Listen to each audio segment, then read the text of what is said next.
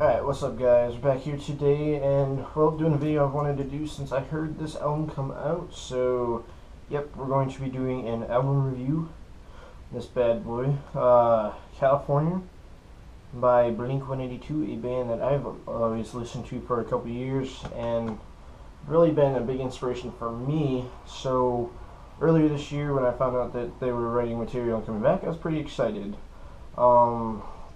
Granted, they weren't with founding member and guitarist Tom DeLonge, which accounts for, I don't know, a solid 75% of all music that was written by them uh, while he was in the band, but he's no longer in there for reasons which is still under investigation now. But you see, I have a copy of latest album right here.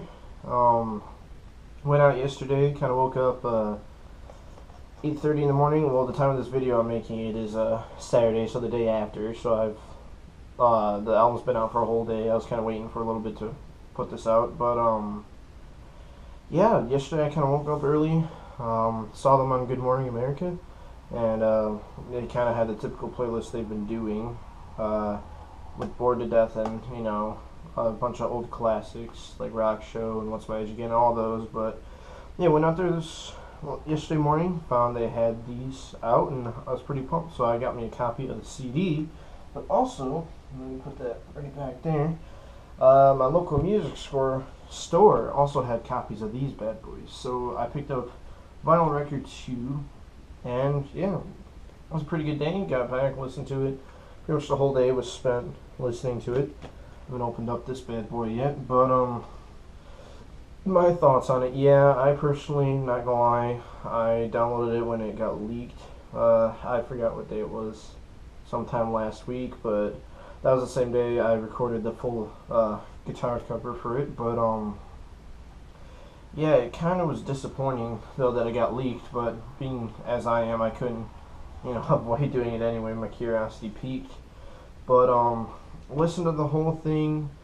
First time through, I listened to all the songs without stopping, and I had my first thoughts on it, and then I kind of listened to each song more, gathered my thoughts on it. That's why I kind of held off on a first thoughts video, because it probably wouldn't have been that great, honestly. I think everybody has the first thoughts when hearing the record, and yeah, everybody that I've seen have had the same first thoughts, and I kind of didn't want to be another person like that, so I've been listening to the record, and it's been interesting. More info about the record. Like I said, first in about, I don't know, 5 years. 2011 Neighborhoods was their last one. They had an EP after that, but I guess that doesn't count as a full record. And then now they brought out California, which is a 16-song track, and it was recorded January through, I don't know, early February. Travis Barker put on his Twitter, the drummer, put on his Twitter that it was a short process. So it's definitely interesting to think about that, how short it actually took them to come up with stuff, but at the same time they were itching to put out material apparently, and things just clicked with new frontman and guitarist from Alkaline Trio named Matt Skiba. So, going into this with as big as a fan I was of Tom and Tom's work and his projects and his influence in the band as well as influence on me, I didn't really go into it with such high expectations. And April, when Bored to Death got premiered, it got me really pumped for the album, honestly. Skiba did a pretty good job. It reminded me of old Blink, first hearing of it, because of the whole, the old Blink, they used to just center their songs around riffs instead of, atmospheric stuff like Tom does now. They kind of just picked a riff and then they focused their energy on it. So that's what got Bored to Death drawn out to me and got me excited for the album.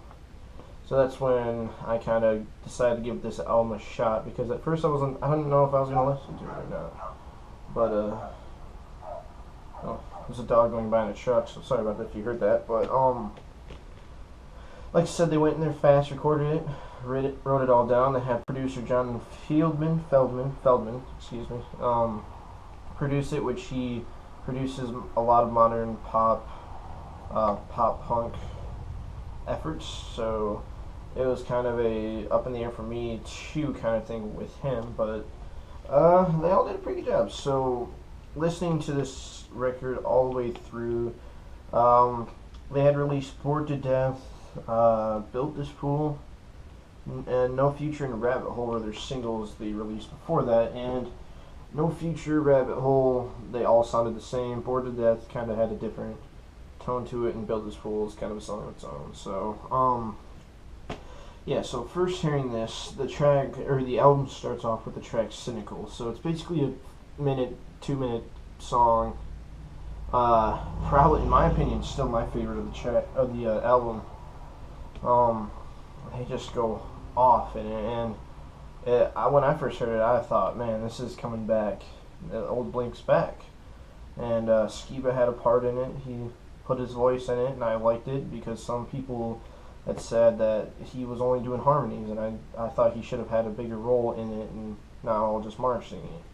But Cynical is probably one of my personal favorites, and then Bored to Death, second one, I already heard it. She's Out of Her Mind, the third one.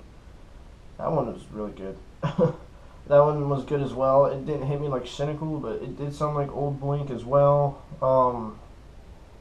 So that was good. Fourth one, Los Angeles. This one, the first time I heard it, I hated it. I really did. Like, if it wasn't for the chorus, I would have probably deleted that. But listening to it more, it's kind of a more experimental song.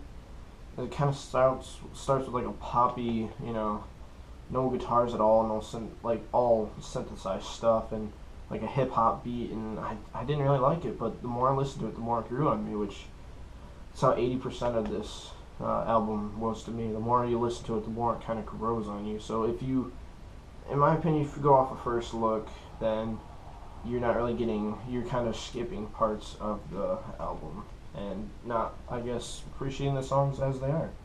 But after that, it was Sober. Probably, I don't know, my top 5 weakest. Sober would be on that, unfortunately. It was co-written by Patrick Stump of Fall Out Boy, but it was, I don't know, it kind of sounded too poppy and too much of a version of today's pop punk to me, which not really a fan of the high radio stuff, but I'm not trying to sound like a rebel or anything. I don't know. It just sounded really watered down.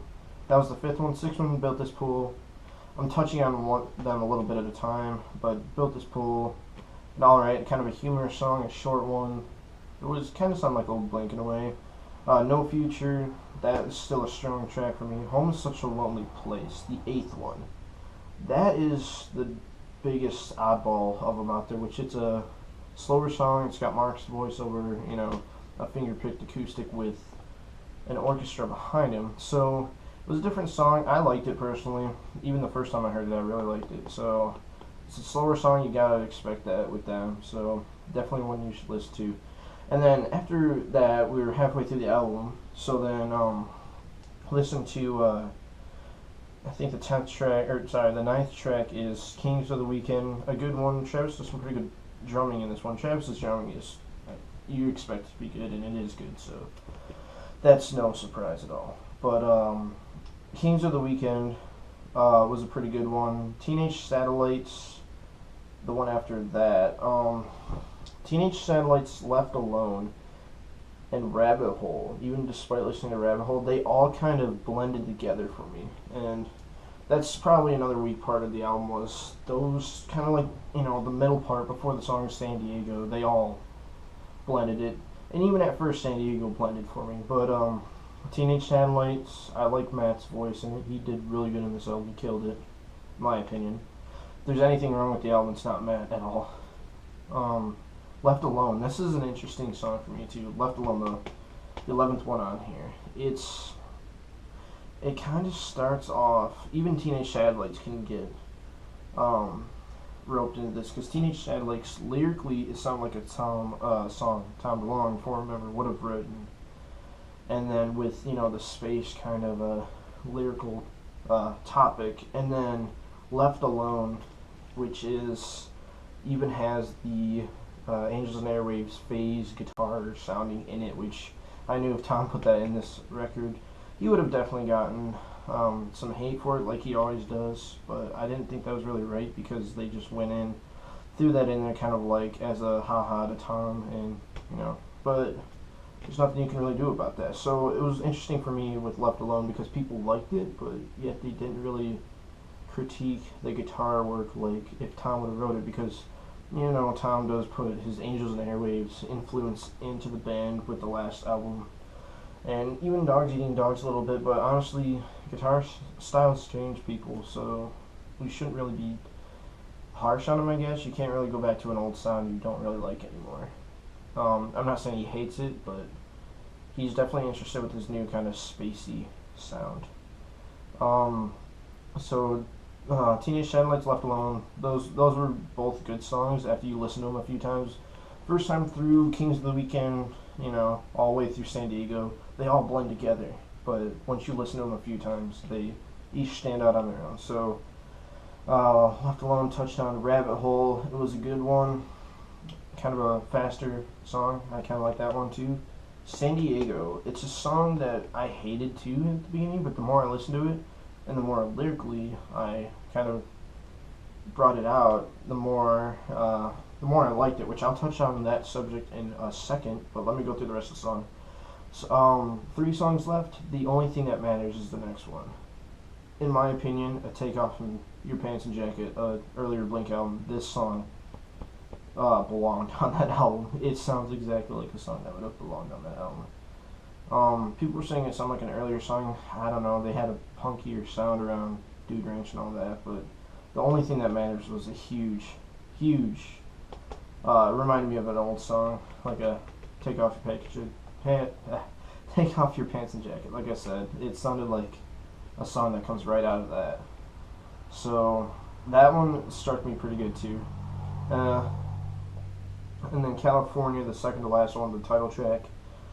It's honestly my top 3 in the album, and it's a slow song, but I love Mark's voice in it.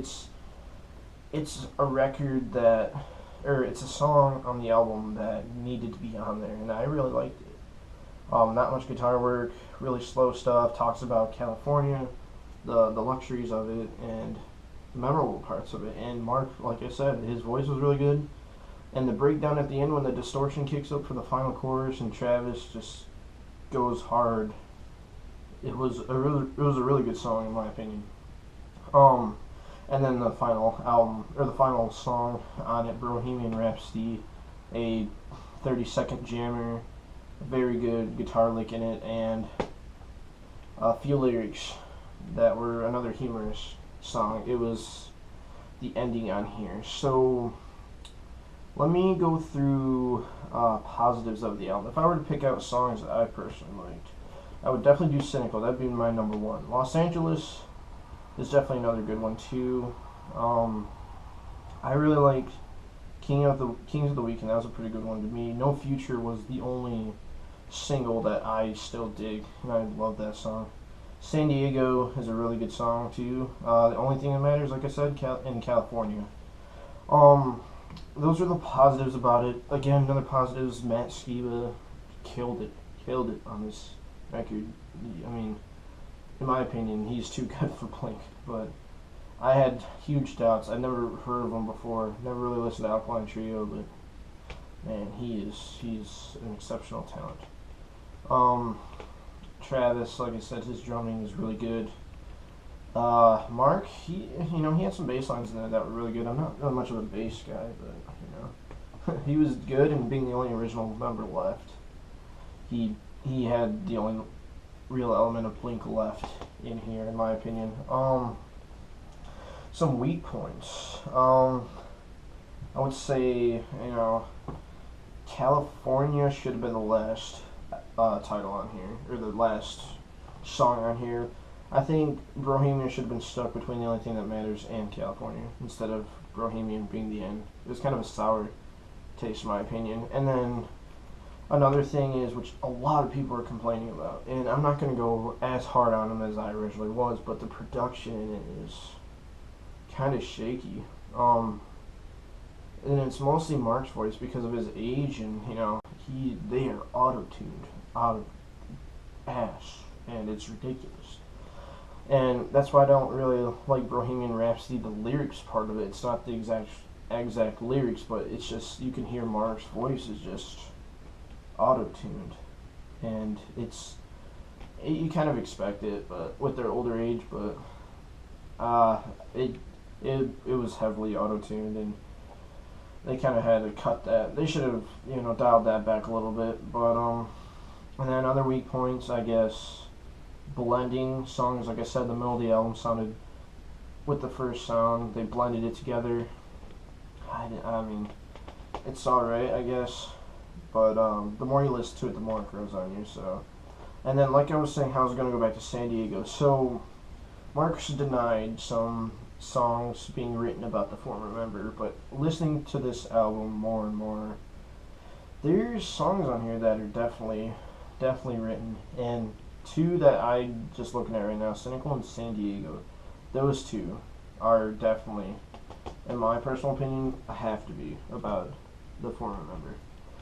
Cynical, Matt's just saying, what's the point of saying sorry now? Kind of what's the point of apologizing, Tom, to the fans and everything when you're just going to leave again? So it's kind of a punch in the mouth right out of the gate, and it just shows that, maybe Mark's moved past it.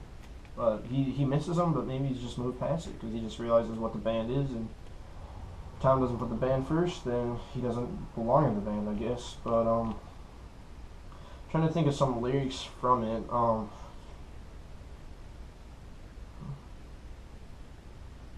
It's just basically saying how anxiety's calling him every time he hears the phone ring. So I'm guessing every time Tom calls him, he's freaking out about it.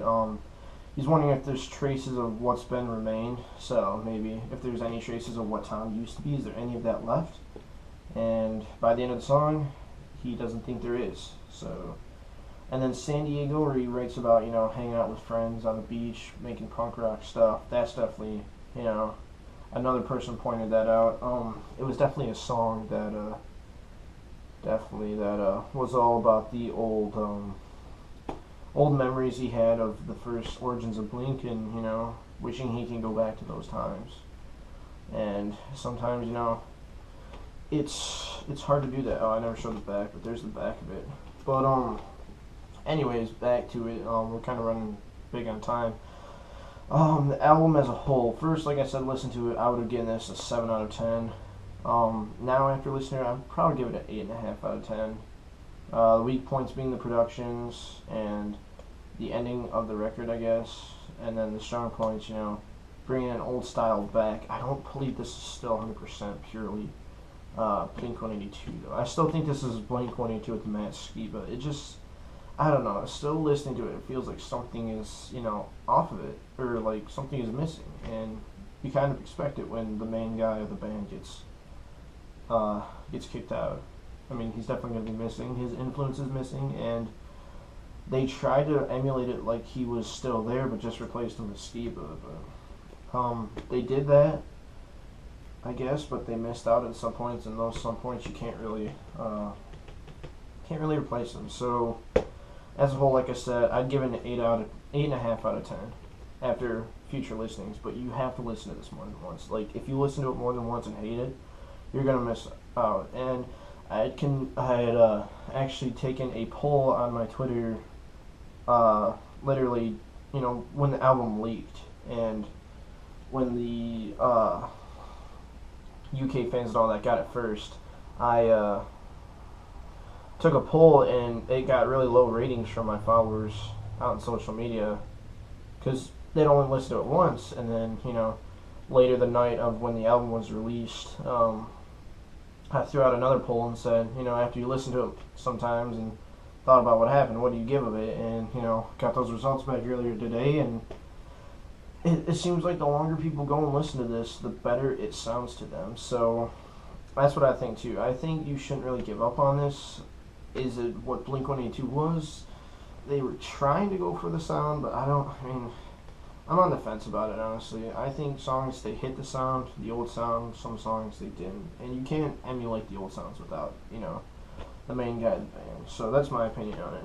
But I love this album. I've been listening to it a lot, so not only because I have to, try to like it. And at first, it kind of felt like it. You had to listen to it because it's, you know, to me, my personal favorite band. So now I listen to it because I enjoy it. So I think that about covers it all about it. So is it worth, you know, the $10 to get it? Why not?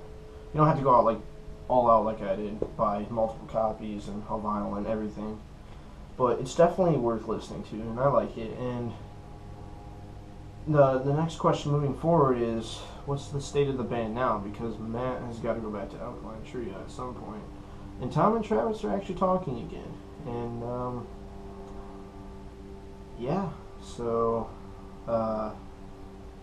that's happening. So I believe a reunion could be soon, and I don't think Tom has said his final words in the band. But anyway, on that note, I'm going to leave that there. If you guys haven't checked out the album cover already, there's going to be a link somewhere in the description, maybe up here in the video or something. I'm going to throw it up there. I worked really hard on it. You guys are giving it really good ratings, and I appreciate it. It was a blast to do. It was hard. Some of those songs were hard to listen to, and some parts I just gave up and followed the main melody, and I guess it sounded okay. But like I just dropped that. Like I said, I'm also going to be giving away things too, picks that I guess I used on the covers. I used some picks, so I'm going to be doing a giveaway for the picks on social media and in my comment section. So be sure to subscribe and comment on the videos. I'm going to probably give them away to a subscriber, a random subscriber, and a random commenter. But you have to do both. So just to make sure I can get those videos shared out there.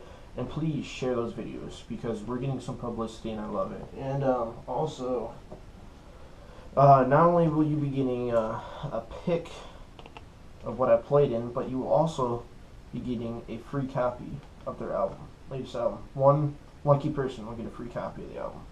So in order to do that, you gotta comment and subscribe. So on that, I hope you guys enjoyed this review. Put what you thought of the album down in the comments. I want to hear what you guys have to think about it.